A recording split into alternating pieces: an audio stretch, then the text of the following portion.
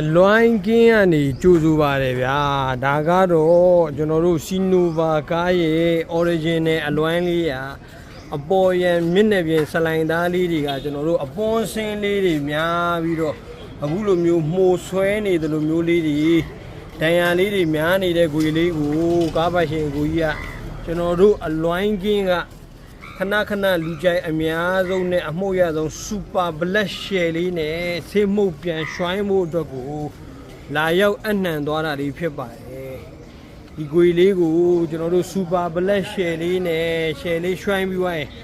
ဘရိတ်အုံလေးတွေပါအနီရောင်လေးကားဖြူရောင်လေးနဲ့စူပါဘလက်ရှယ်လေးနဲ့ဘရိတ်အုံအနီရောင်လေးနဲ့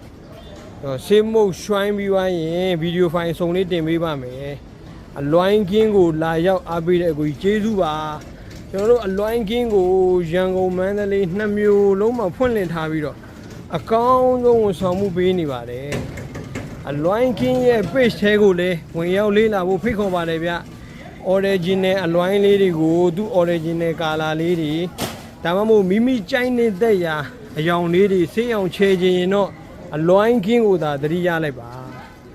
ဟုတ်ကဲ့ကျေးဇူးပါ